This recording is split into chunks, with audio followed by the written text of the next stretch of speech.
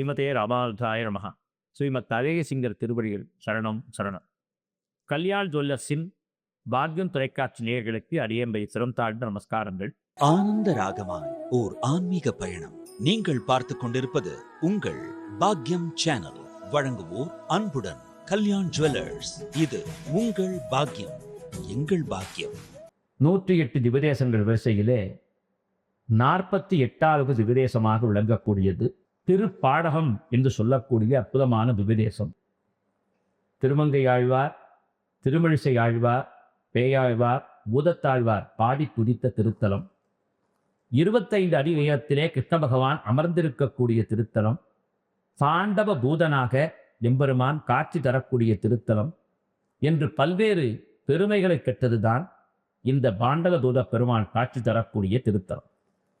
இந்த பெருமாள் இங்கே வருவதற்கான காரணத்தை பற்றி சொல்ல வேண்டும் என்றால், ஜனமே ஜெயன் என்று சொல்லக்கூடிய அரசன் கிருஷ்ண பகவான் எப்படி பாண்டவ தூதனாக வந்தானோ, அவன் எப்படி அமர்ந்தானோ அந்த காட்சியை காண வேண்டும் என்று பிரார்த்திக்க, உடனடியாக இந்த தலத்திலே தவன் இயற்றினால் அவனுக்கு அந்த காட்சி கிட்டும் என்று அறிந்து கொண்டு ஜனமே ஜெயன் இந்த தலத்திலே அமர்ந்து கடுமையாக பெருமாளை விவாசிக்க, அவனுக்கு பெருமாள் பாண்டவ தூதனாக அமர்ந்து திருக்கோலம் காட்டி காண்பித்து அருளினான்.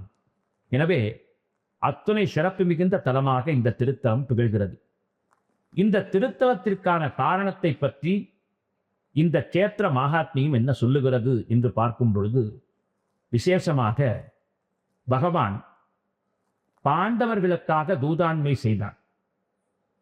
பாண்டவர்கள் கௌரவர்களால் வஞ்சிக்கப்பட்டு பகடை ஆட்டத்திலே தோற்கடிக்கப்பட்டு 13 ஆண்டுகள் வனவாசமும் ஓராண்டு அஞ்ஞாதவாசமும் அவர்கள் அனுபவித்துவிட்டு, இப்பொழுதானும் கௌரவர்கள் தங்களுடைய தேசத்தை தமக்கு தருவார்களா என்று நினைத்து கிருஷ்ண பகவானின் மூலம் அதை பெற வேண்டும் என்று நினைத்த பொழுது, கிருஷ்ண பகவானும் அது நடவாத காரியம் என்றாலும் தூதாண்மை செய்து ஒரு அற்புதத்தை நிகழ்த்துவதற்காக சென்றான். கிருஷ்ண பகவான் அங்கே சென்றது எதற்காக என்றால், விதுராழ்வானுடைய திருக்கரத்திலே இருக்கக்கூடிய விஷ்ணுவில்லை உடைத்தெறிய வேண்டும் என்பதற்காக. அந்த விஷ்ணுவில்லை வைத்து விதுரர் போரிட்டால், கௌரவர் பக்கம் நின்றால் பாண்டவர்கள் வெல்வது சற்று சிரமம் என்பதால் கிருஷ்ணன் யுக்தியாக செயல்பட்டான். முதலிலே கௌரவ சபைக்கு வருவதற்கு முதல் நாள் விதுராழ்வாணி இல்லத்திலே தங்கினான். விதுரன் பக்தியோடு பழத்தை மறந்து வாழைப்பழ தோலை தந்த பொழுது கூட அதை பிரசாதமாக ஏற்று சாப்பிட்டான் பகவான். இப்படியெல்லாம் ஒரு அவுளாடை புரிந்த பகவான் மறுநாள் கௌரவ சபை நோக்கி நடக்கிறான். கௌரவர்களிடத்திலே நியாயத்தை கேட்கிறான். திருதராஷ்டிரனை பார்த்து, துரியோதனனை பார்த்து, பாண்டவர்கள் 14 வருடம் வனவாசம் அனுமதித்து விட்டார்கள், இனி அவர்களுடைய நாட்டினை திருப்பி தர வேண்டும் என்று சொல்ல மறுத்தான் துரியோதனன். சரி, 5 கிராமங்களை தரலாமே என்று சொன்ன பொழுது நடவாத கதை என்றான். 5 ஊர்களை தாருங்கள், முடியாது என்றான்.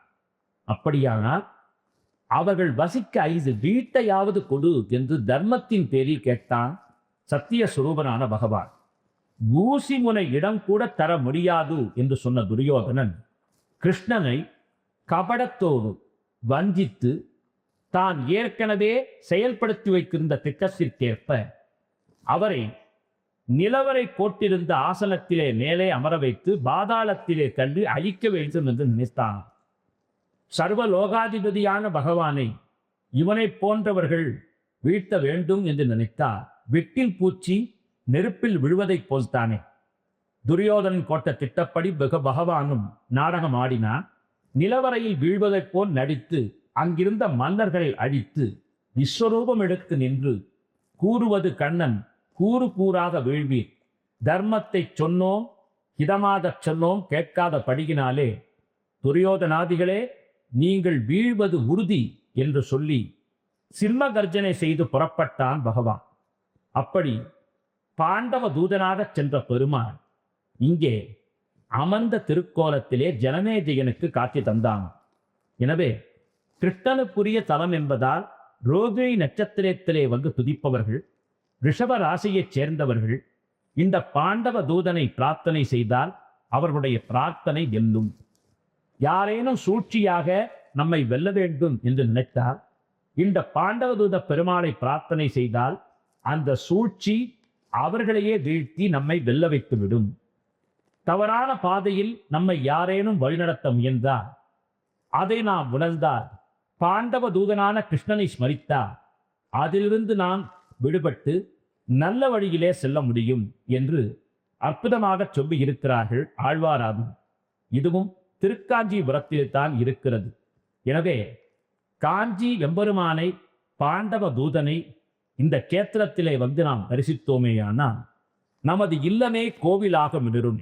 அப்படிப்பட்ட ஒரு நிலை நமக்கு ஏற்பட வேண்டுமென்னால் விதுராழ்வாரை போன்ற பரம பக்தியை பகவானிடத்திலே நாம் செலுத்த வேண்டும். அதை எடுத்து காட்டக்கூடிய திருத்தலமாக இந்த பாண்டவதூத பெருமாள் ஆலயம் விளங்குகிறது. நாமும் கணனை வணங்கி எல்லா நலமும் பெறுவோம். ஆனந்த ராகமாய் ஓர் ஆன்மீக பயணம். நீங்கள் பார்த்துக் கொண்டிருப்பது உங்கள் பாக்யம் சேனல். இது உங்கள் பாக்யம், எங்கள் பாக்யம். வழங்குவோர் அன்புடன் கல்யாண் ஜுவல்லர்ஸ்.